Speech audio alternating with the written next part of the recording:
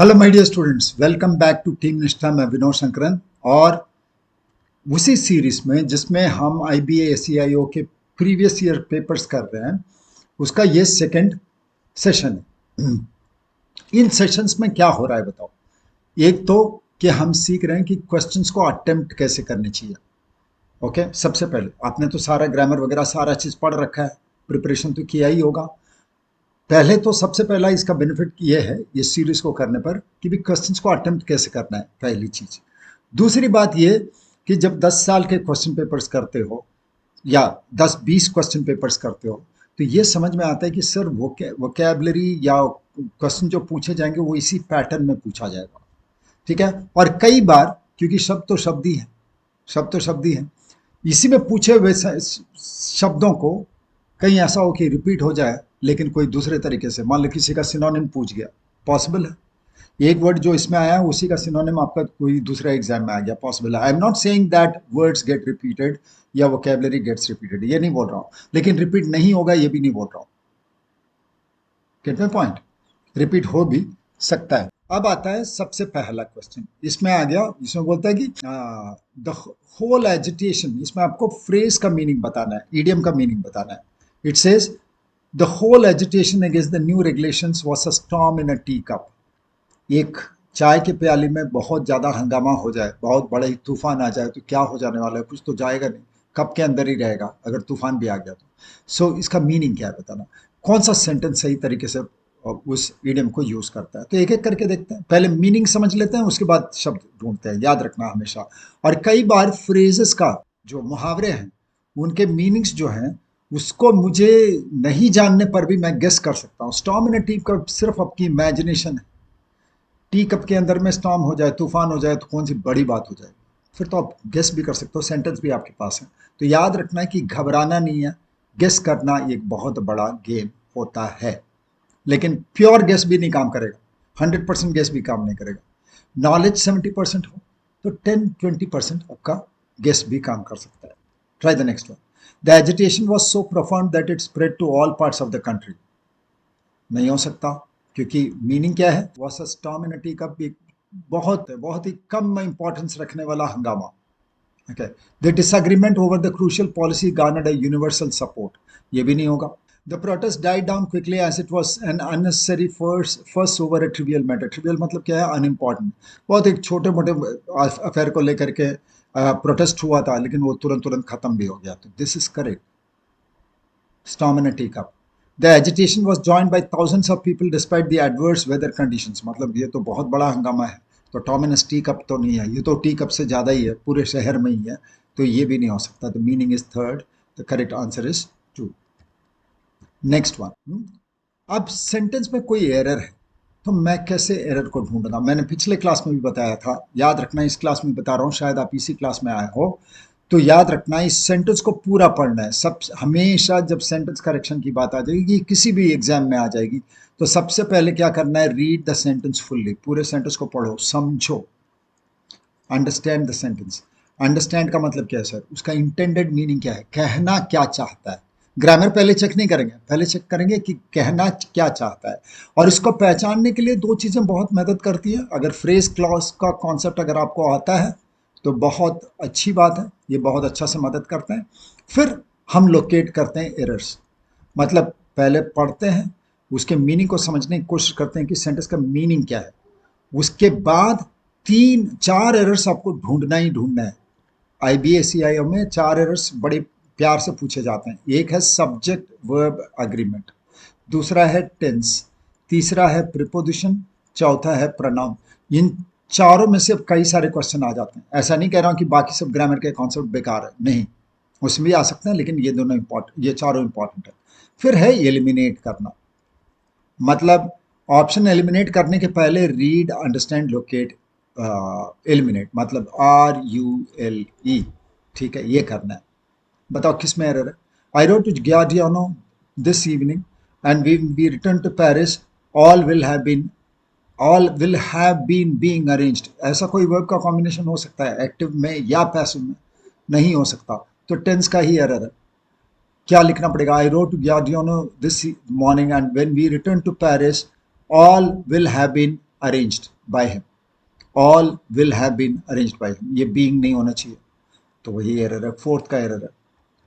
ठीक है, next one. अब इसमें वर्ड मैचिंग करना है, तो वर्ड मैचिंग करने के लिए क्या करना है, ऑप्शन से ही काम करना ज़्यादा अच्छा होगा अगर चारों वर्ड आते नहीं हैं तो। हम क्या करेंगे, जो जो वर्ड आता है उसके कॉम्बिनेशन को पहले ढूंढ लेंगे तो अपने ऑटोमेटिकली वो एलिमिनेट होता हुआ चला। ठीक है, तो टर्न कोड का मतलब क्या है, जो अपने ये पक्ष बदल लेता है, दल बदलू को बोलते हैं टर्न कोड। ठीक है, तो यहां पर मैं one who switches to an opposing party, तो ए में 3 होना चाहिए, तो ए में 3 होता हुआ तो एक ही ऑप्शन है सर, तो सेकंड ही आंसर होना ही चाहिए। इंसॉल्वेंट का मतलब है जो दिवालिया हो चुका है, तो बी के लिए 1 हो जाएगा, तो इसके लिए 2 हो जाएगा। एब्नेगेट का मतलब क्या है, जो सॉरी टर्न कोड के लिए सॉरी, ठीक है, इंसॉल्वेंट के लिए 1 हो जाएगा, टर्न कोड के लिए वन हु स्विचेस साइड, ए के लिए 3 हो जाएगा। फिर एब्नेगेट का मतलब क्या है, जो छोड़ देता है, ठीक है, जो रिनाउंस करता है, त्यागता है। ओके, एंड अग्रैंडाइज का मतलब है जो खुद की पोजीशन को या किसी दूसरे की पोजीशन को दिखाता है कि ये बहुत बड़ा आदमी है। ठीक है, बढ़ा चढ़ा करके किसी को दिखाना, किसी बंदे को दिखाना, उसको बोलते हैं अग्रैंडाइज करना। ठीक है, तो आंसर हो गया 2। Let's come to the next question, third question में आते हैं। ठीक है, अब इसमें सर ये तो क्लोज टेस्ट है, ये पिछले क्लास में भी, मैं पिछले सेशन में भी बताया था कि क्लोज टेस्ट को कैसे करते हैं। क्लोज टेस्ट को करते समय कम से कम 1-2 सेंटेंस पढ़ना जरूरी है, समझना है कि भाई किस ओर जा रहा है, क्योंकि बिना क्लू के आप ब्लैंक को भर नहीं पाओगे, तो ये क्लू मिलेगा कहाँ। हमेशा याद रखना, जब भी क्लोज टेस्ट की बात करते हैं या फिल इन द ब्लैंक्स की बात करते हैं, अकेले इस ब्लैंक का कोई मतलब ही नहीं है ना। इस ब्लैंक का क्या मतलब है, जब तक बाकी सब शब्द नहीं है, अगल बगल के शब्द हों तब तो इस ब्लैंक का कोई वजूद है, लेकिन अकेले रिक्त स्थान का वजूद ही क्या है। मैंने कभी भी ऐसा क्वेश्चन नहीं पूछ सकता, एक ब्लैंक लिखकर बोलूँ कि बेटा इसमें क्या लिखोगे, बोले जो लिखना है लिख लो, हमसे क्यों पूछते हो, पूछोगे कि नहीं, बोले हमसे क्यों पूछते हो, जो लिखना है लिखो भाई, ब्लैंक तो आपने दिया है, कोई मैंने आगे पीछे कुछ है ही नहीं, सर पाँव बता नहीं रहो, तो मुझे कैसे पता चलेगा। तो ये क्यों कह रहा हूँ, क्योंकि कई बच्चे क्या करते हैं, सिर्फ ब्लैंक पे ध्यान दे रहे होते हैं, अगल बगल पढ़ नहीं रहे होते या उस पर ध्यान नहीं दे रहे होते, तो ब्लैंक कैसे भरेगा, नहीं भरेगा। ठीक है, तो क्लोज टेस्ट करने के लिए सबसे जरूरी है 1 या 2 सेंटेंस पढ़ा जाए, सेंटेंस में से मीनिंग निकाला जाए, मीनिंग निकालने के बाद उस क्लू को ढूंढा जाए, उस हिंट को ढूंढा जाए जिसके चलते वो ब्लैंक भर सकता है। ब्लैंक को नेगेटिव पॉजिटिव किया जाए, बोला जाए कि इस वर्ड के अंदर, इस ब्लैंक के अंदर नेगेटिव वर्ड आएगा, पॉजिटिव वर्ड आएगा, फिर रूट्स प्रीफिक्सेस सफिक्सेस का कॉन्सेप्ट को यूज किया जाए और ब्लैंक को भरा जाए। ठीक है, तो पहला वाला देखते हैं, the seemingly dash humming bird is one of the toughest beasts in the animal kingdom. Some 330, मैं देखो पढ़ते जा रहा हूँ, वर्ड्स को नहीं देख रहा हूँ। Some 330 species dash in diverse and often brutal environments. Brutal का मतलब क्या है, वायलेंट। ठीक है, और टफेस्ट बीस्ट्स, तो लग रहा है कि भाई ये हमिंग बर्ड के बारे में ये बताना चाह रहे हैं कि बहुत क्या बोलते हैं, बहुत टफ बर्ड है। ठीक है, बहुत बुरे बुरे स्थितियों में भी रह लेता है, तो उस तरीके का वर्ड मुझे चाहिए। शुरू करते हैं इस क्लोज टेस्ट को। The seemingly dash humming bird is one of the toughest beasts in the United kingdom. इस सेंटेंस का मीनिंग क्या है, हमिंग बर्ड जिसको देखकर हमें लगता है कि ये बहुत ही नाजुक है, बहुत ही टफ बीस्ट है, देखने में जो, सीमिंगली का मतलब देखने में जो लगता है, तो देखने में लगने वाला क्या होगा, नाजुक सा होगा। तो कौन कौन सा वर्ड हो सकता है, ये डेलिकेट नहीं है, डेलिकेट है, तो डेलिकेट हो सकता है, फ्रैजिल हो सकता है, वल्नरेबल हो सकता है। वल्नरेबल का मतलब जिसको हम बहुत आसानी के साथ चोट पहुंचा सकते हैं, फ्रैजिल का मतलब जो बहुत जल्दी टूट सकता है, डेलिकेट का मतलब बहुत ही नाजुक। ठीक है, तो सेकंड को छोड़ के, रोबस्ट का मतलब है हर जगह पे जीने वाला, तो रोबस्ट को छोड़ के सीमिंगली रोबस्ट तो नहीं होगा, सीमिंगली जिसको देखने में बड़ा हल्का सा लगता है, बहुत ही नाजुक सा लगता है, लेकिन है बहुत टफ, यही लिखा हुआ है पहले सेंटेंस में। ठीक है, तो इन 3 वर्ड में से कोई भी एक आ सकता है। ठीक है, वल्नरेबल भी हो सकता है, फ्रेजिल भी हो सकता है, डेलिकेट भी हो सकता है। वल्नरेबल का मतलब जिसको बहुत जल्दी हर्ट किया जा सकता है, इजिली हार्म। तो पहला वाला वर्ड से तो हमको, पहला वाला वर्ड तो मिल गया, अब देखता हूँ सेकंड में क्या आना चाहिए, उसके बाद क्लियर हो जाएगा। सम 330 species dash in diverse and often brutal environments. हाँ ठीक है, 330 स्पीशीज जीते हैं बहुत ही अलग भिन्न किस्म के एनवायरनमेंट्स में या ब्रूटल एनवायरनमेंट में, ब्रूटल मतलब वायलेंट वायलेंट एनवायरनमेंट्स में जीते हैं। ठीक है, तो एंड्योर हो सकता है, एंड्योर हो सकता है, ठीक है, थ्राइव हो सकता है, सरवाइव हो सकता है। ठीक है, तब तो सर इसमें भी कोई फायदा नहीं है, मैंने सेकंड वाले को देखकर भी हम ज्यादा कुछ नहीं कर पा रहे हैं। इंड्योर, थ्राइव और सर्वाइव भी कुछ हो सकता है, वल्नरेबल, फ्रेजिल और डेलिकेट भी हो सकता है। थर्ड वाले में आता है, थर्ड वाले में आता है mysteriously the birds are only are found only in North and South America, they are living. अब आते हैं थर्ड पे, मतलब हमारा ये हो गया कि भाई वल्नरेबल भी हो सकता है, ठीक है, रोबस्ट नहीं हो सकता, फ्रेजिल, डेलिकेट हो सकता है, और इंड्योर भी हो सकता है, थ्राइव भी हो सकता है, सर्वाइव भी हो सकता है। अब आता है थर्ड वाले में, they are living on the edge या एट द एज, ये दोनों भी हो सकता है। ठीक है, पक्के तौर पे इन द एज नहीं होगा, तो इसको हटा देते हैं, क्योंकि ये एक एक्सप्रेशन है, ये एक मुहावरा है, लिविंग एट द एज और living living on the edge. ठीक है, दो चीज बोला जा सकता है, चलो उसको भी ले लेते हैं कि फर्स्ट या थर्ड में से कोई एक होना चाहिए sir, vulnerable, fragile, endure, thrive, on, at, तीनों हो सकता है। They are living at the edge, on the edge of what's possible for vertebrates and they are mastering it, says Carl Schuckman, a German dash. Birds के बारे में जो पढ़ता है उसको क्या बोलते हैं, ऑफ्थेल्मोलॉजिस्ट बोलते हैं या ऑर्निथोलॉजिस्ट बोलते हैं ऑर्निथोलॉजिस्ट। ऑफ्थेल्मोलॉजिस्ट तो आंख का बीमारी ठीक करने वाला हो गया, third is the answer. Fragile, thrive, at, ornithologist और इंड्योरेंस। उसके बाद तो क्योंकि ऑर्निथोलॉजिस्ट पूरा कैप्चर ही कर लेता है। ऑफ्थेल्मोलॉजिस्ट कौन है, आंख का बीमारी ठीक करने वाला। एंटिक्वेरियन तो पहले ही हट गया चूंकि रोबस्ट को हटा दिया था हमने, और जियोलॉजिस्ट तो धरती के बारे में बात करता है। तो fragile, thrive, ornithologist and endurance, खत्म। Next, come to the next one. अगला क्वेश्चन देखो, select the correct conclusion based on the meaning of the underlined word. She is a philatelist who can boast of a rare collection. Who is a philatelist? जो stamp का collection करता है, बताओ कौन सा सही है। She has a huge collection of stamps from all over the world, एक तो होना ही चाहिए, वन तो होना चाहिए। तो आंसर में कौन कौन सा होगा, या तो टू होगा या तो वन होगा। ठीक है, और कोई तो हो नहीं सकता क्योंकि वन तो होना ही चाहिए। फिर इसमें क्या है, फोर है। फोर को देखो, हर collection of antiques is unique and very valuable, ये नहीं हो सकता। एंटिक्स कलेक्शन करने वाले को एंटिक्वेरियन बोलते हैं, एंटिक्वेरियन बोलते हैं। ठीक है, और कॉइन्स को स्टडी करने वाले को या कॉइन जो कलेक्शन करता है उसको बोलते हैं न्यूमिस्मैटिस्ट, उसको बोलते हैं न्यूमिस्मैटिस्ट। और एंटिक्स कलेक्शन करने वाले को एंटिक्वेरियन। ठीक है, लवर ऑफ बुक्स को बोलते हैं बिब्लियोफाइल, बिब्लियोफाइल। तब तो फिलेटलिस्ट ही होगा सर, सिर्फ second correct answer. One word substitution, उसी को इस तरीके से पूछा गया, कई लोग जानते भी होंगे ये सब ना। देन वन वर्ड सब्सटीट्यूशन बताना है। जिब्रिश क्या होता है, एंसेंबल क्या होता है, मैक्सिम क्या होता है, और एग्रीजियस क्या होता है। सर हेवी हेवी वर्ड्स हैं, एक भी वर्ड आएगा तो हम इसमें ऑप्शन में चले जाएंगे। ठीक है, देखो क्या किससे तुम कर पाते। ठीक है, जिब्रिश का मतलब होता है बच्चे जो बड़बड़ाते हैं उसको, अनइंटेलिजिबल बात, जिस बात को समझ में ही आए ना। तो सी के लिए वन होना चाहिए, तो सी पे वन होने वाला दो आंसर है, ए या वन या फोर्थ। नेक्स्ट वाला है ऑन्सेबल। ऑन्सेबल का मतलब है कपड़ा, किस मैचिंग करके पहने हो। ठीक है, या ग्रुप, ऑन्सेबल का मतलब होता है ग्रुप या तो कपड़ा, किस तरीके से मैच करके कपड़े को पहने हो। तो ग्रुप ऑफ डांसर्स, एक्टर्स और परफॉर्मर्स इज कॉल्ड ऑन्सेबल। ऑन्सेबल, एंसेंबल नहीं पढ़ते हैं, ऑन्सेबल।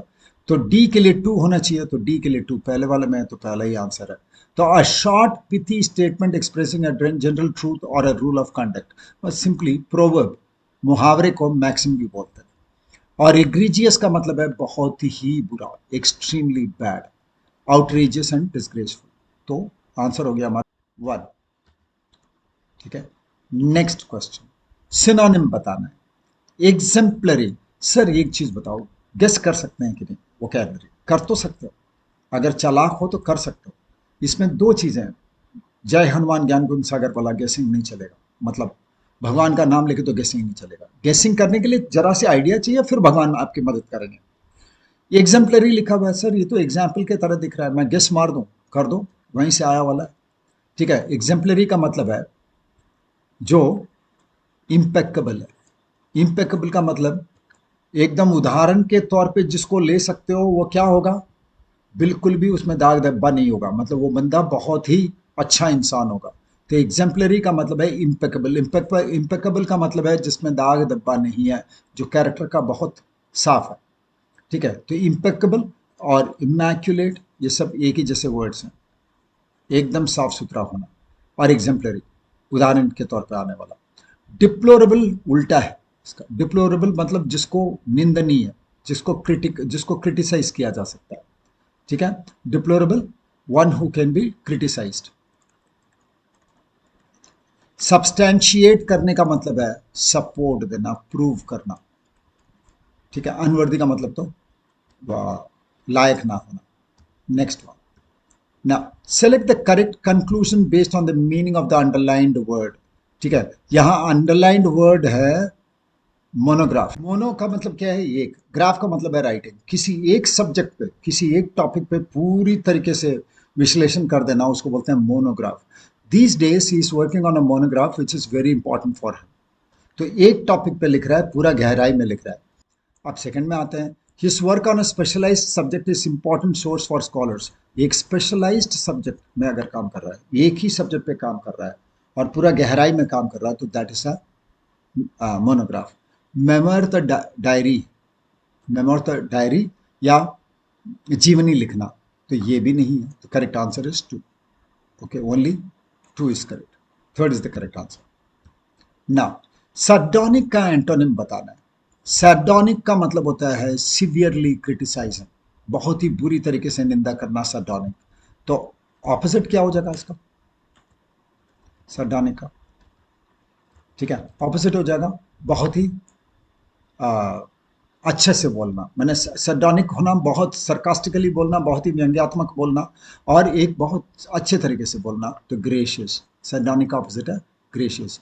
पॉजी का मतलब क्या है, मोटा होना। एटर्नल का मतलब हमेशा चलने वाला, अनंत काल के लिए चलने वाला, है ना। ये सब वर्ड्स तो आता है, आना ही चाहिए ना। मान लो इट्स अ स्मॉल वर्ल्ड, ये ईडियम आ जाए, दुनिया तो बहुत छोटी है, तो कहना क्या चाहता हूं, कहना क्या चाहता हूं बताना। ठीक है, एक ही बंदे से बार बार कई जगह पे मिल लेता हूँ, तो बोलता हूँ कि यार it's a small place, it's a small world. मैं अभी अभी दिल्ली में मिला तुमको, न्यूयॉर्क में भी मिल रहा हूँ, बैंकॉक गया था वहां भी मिल रहा हूँ। तो दुनिया बहुत छोटी जगह है, तो हम दोनों मैंने बार बार मिलते ही रहेंगे, तो उसको बोलते हैं it's a small world. Meaning है you frequently see the same person in different places. ठीक है, तो 11th में आते हैं। अब ओपनिंग सेंटेंस ये है, सेंटेंस अरेंजमेंट करना है, और ये क्लोजिंग सेंटेंस है, और उसके बीच में इसको अरेंज करना है। पिछले क्लास में भी बताया था, पैरा जंबल करने का सबसे अच्छा तरीका क्या है, ऑप्शन से करना है शुरू। पहले ऑप्शन से शुरू करना है। फायदा क्या होगा सर, ये सेंटेंस दिया हुआ है ना, पहला सेंटेंस हमको दिया हुआ है। अब पहला सेंटेंस दिया हुआ है, तो जो भी सेंटेंस लिखूंगा नेक्स्ट, वो उस सेंटेंस से जुड़ा हुआ ही होना चाहिए। तो लॉजिकल कनेक्शन ढूंढ लूंगा, या तो क्यू जोड़ रहा होगा, या तो पी जोड़ रहा होगा, तो या तो आर में दो है वो, या तो आर जोड़ रहा होगा। तो पहला सेंटेंस को पढ़ते हैं और उससे क्या जुड़ेगा इसको देख लेते हैं। ठीक है, देखो पहला सेंटेंस है, the immediate context of the Dunkirk evacuation was Germany's invasion of the Low Countries and northern France in May 1940। Immediate context of the Dunkirk evacuation, Dunkirk से सब लोगों को हटाया गया, उसका उसका ये कहाँ है, मैंने उसका कॉन्टेक्स्ट कौन सा है, उसका कॉन्टेक्स्ट है कि भाई जर्मनी नॉर्दर्न फ्रांस को अटैक किया था मई 1940 में। अब क्या चीज उसके साथ जुड़ेगा, पी से तो शुरू है, ठीक है, देखते हैं। पहले क्यू से शुरू करके देखते हैं, पहला ऑप्शन को देखते हैं, क्यू से हो सकता है कि नहीं। The Dutch queen Wilhelmina and government left the country for England on May 13th। The next day the Dutch army surrender to the Germans. ठीक है, क्यू हो सकता है क्या, शायद हो सकता है, क्लियर नहीं है। ठीक है, और फिर इसको देख लेते हैं, पी को देख लेते हैं, सॉरी, हाँ, पी को देख लेते हैं। The Dutch defenders fell back westward and by noon May 12 German tanks were on the outskirts of Rotterdam। Sir एक जर्मन May 13th लिखा है, एक May 12th लिखा है, तो May 12th के बाद ही May 13th आएगा, मतलब पी के बाद ही क्यू आएगा, जब भी आएगा तो पी के बाद ही क्यू आएगा, तो पहला तो नहीं हो सकता। ठीक है। और पी एस, ये तो हो सकता है, पी के साथ शुरू कर सकता हूँ और क्यू को पी के बाद एस लिखूं, मे 10। लेकिन सर ये तो और भी आगे चला गया, 12 तारीख के पहले चला गया, तो ये पहले आना चाहिए। ठीक है, तो क्या हो जाएगा फिर, तो हमको मे 10 से ही शुरू करेंगे। तो आर से शुरू करता हूं, तो आर से शुरू करते हो तो देखो दोनों आर से शुरू हो रहा है, आरपी आरपी, मतलब आरपी तक तो मुझे सोचना नहीं है। पी के बाद क्या आएगा, आर के बाद, पी के बाद क्यू आएगा, ठीक है, या एस आएगा।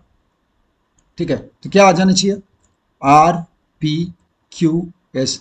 आर के साथ पी आना चाहिए, आर के साथ पी, पी के बाद क्यू, क्यू के बाद एस। ठीक है, और एस के बाद क्लोजिंग सेंटेंस 10th, उसके बाद 11th। ठीक है, सेंटेंस को समझ लेंगे तो सिर्फ इसको क्या बोलते हैं, chronological arrangement, time wise arrangement. लेकिन सेंटेंस पढ़ना पड़ेगा, ऐसा नहीं कि आंख मूंद के भी नहीं कर सकोगे, क्योंकि लास्ट में फिर एक बार देखना, लास्ट सेंटेंस आर क्यू और एस जो है, क्यू और उसके बाद एस अगर करता हूं तो एस जो लास्ट में आता है वहां पर मैं फिर वो 10 तारीख को चला गया, लेकिन उसके बाद क्लोजिंग सेंटेंस में 11 तारीख है, इसीलिए सेंटेंस तो पढ़ना पड़ेगा।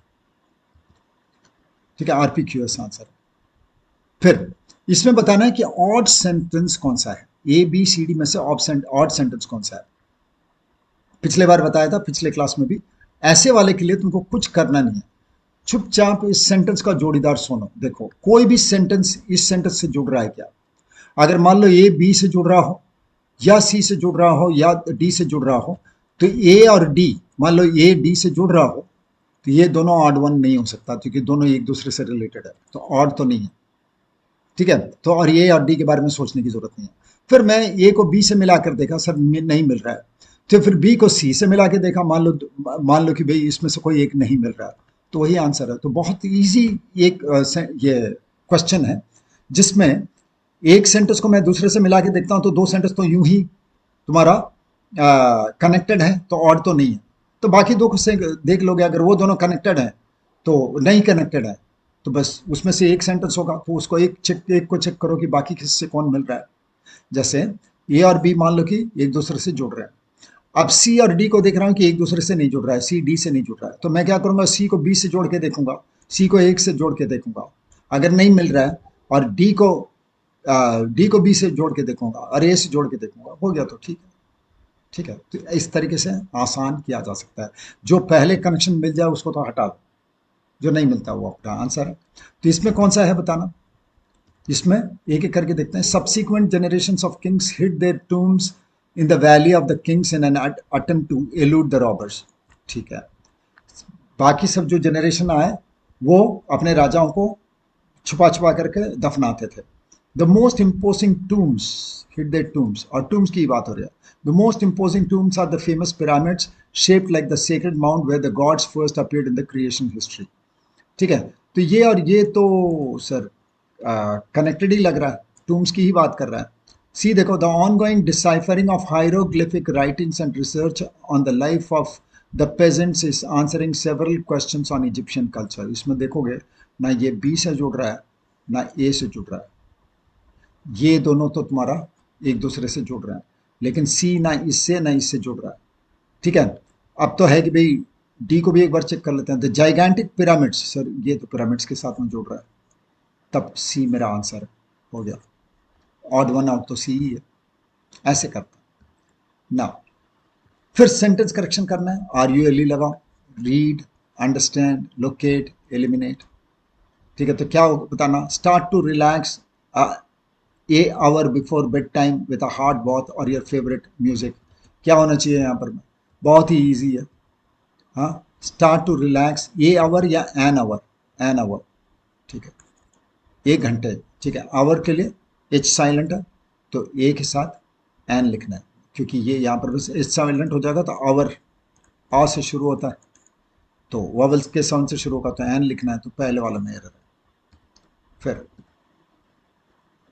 और एक एरर बताना है, if he had been entered a fat stock competition, I'm sure his story would have been one of unrivaled। तो इसमें भी had been entered, if he had been entered का मतलब ये तो पैसिव वॉइस हो जाएगा, जबकि हमको एक्टिव वॉइस चाहिए। If he had entered, been नहीं आना चाहिए, तो पहले वाला में एरर है। ठीक है, नेक्स्ट वन। इसमें फिर अगेन कौन सा सही ऑर्डर होगा, बहुत ही इजी है। पहले देख लो डी में 2 है, तो डी से ही कनेक्शन करके देख लो, डी से ही शुरू करके देख लो। Nature writing is non fiction और फिक्शन प्रोज और poetry about the natural environment, हो सकता है। ठीक है, और डी के बाद डी पहला सेंटेंस हो सकता है, तो अगला सेंटेंस भी चेक कर लो हो सकता है कि नहीं। ठीक है, अगला देखेंगे डी के साथ ए लिखा है, तो थर्ड को ही पहले चेक करते हैं, डी के बाद ए आ सकता है क्या है। Nature writing encompasses a wide variety of works, okay, D A हो सकता है। Nature writing is non fiction और फिक्शन प्रोज और poetry about the natural environment, और नेचर राइटिंग नेचुरल एनवायरनमेंट, और उसी को जोड़ के बोलता है कि nature writing encompasses a wide variety of works, तो डी के साथ ए तो आ सकता है। ठीक है, तो ये सही आंसर हो सकता है डी ए। तो डी के साथ बी भी देख लेते हैं। बी है nature writing often draws heavily on scientific information and facts about the natural world. Nature writing के बारे में क्या बोला है? ठीक है, नेचर राइटिंग के बारे में पहले क्या बोल रहा हूं कि ये वाइड वैरायटी ऑफ वर्क्स बोल रहा है, और ये एक पर्टिकुलर चीज के बारे में बात कर रहा है, तो ये पहले आना चाहिए डी के बाद में, या बी आना चाहिए? ये ही आना चाहिए, तो डी ए का तो सही आंसर है। बी से देखते हैं कि शुरू हो सकता है कि नहीं। Nature writing often draws heavily on dramatic information facts about the natural world, हो तो सकता है। उसके बाद एफ, दीस वर्क्स, ठीक है, यहां पर मैं किसी वर्क्स के बारे में नहीं बात हुआ, तो बी बी एफ नहीं आ सकता। ए के बाद सी देखता हूं, nature writing encompasses a wide variety of works, हो सकता है। C is at the same time it is frequently written in the first person, encompasses a wide variety of work and at the same time, उसी समय ये first person में लिखा जाता है, तो ए सी भी नहीं होना चाहिए, तो ये दोनों तो आउट ही है। तो इन दोनों में से ही कोई एक होना चाहिए। दोनों देखो डी से शुरू हो रहा है, सी में खत्म हो रहा है, तो डी के बाद कौन सा आना चाहिए? ए, तो आंसर 3। ठीक है, इस तरीके से। Now which of the following statements correctly uses the idiom red rag to a bull? Rag मतलब क्या है? फटा हुआ कपड़ा। लाल कपड़ा दिखाओगे सांड को तो क्या करेगा? वो गुस्से में आ जाएगा, राइट, बहुत गुस्से में आ जाएगा। तो red rag to a bull का मतलब क्या होना चाहिए? जो ऑलरेडी गुस्से में है उसको और भड़काना। ठीक है, तो आंसर क्या होना चाहिए? The poor subordinates are made scapegoats for the misdeeds for their superiors, ये तो किसी को गुस्सा दिलाने, मैंने गुस्सा किसी को दिलाना, ये तो नहीं है। For me a person playing a double game is someone who specially provokes me, ठीक है, जो मेरे साथ दोहरा गेम खेल जाता है वो मुझे भड़का देता है, रेड, मेरे को रेड रैग दिखा देता है, ये हो सकता है, बी हो सकता है। Since your boss is well dispose towards you, you must act promptly and ask for a promotion, यहाँ तो किसी गुस्सा दिलाने की बात नहीं हो रही है। The huge loss to our factory due to the floods was a totally unexpected disaster, यहाँ पर मैं तो आपने एक्सपेक्ट ही नहीं किया था, यहाँ तो गुस्से की बात नहीं है, तो B is the correct answer, fourth is the correct answer. ठीक है, select the most appropriate meaning of the given proverb from the options. Knowledge is power, ये तो हर कोई जानता है। ठीक है, ज्ञान ताकत होती है, तो देखते हैं।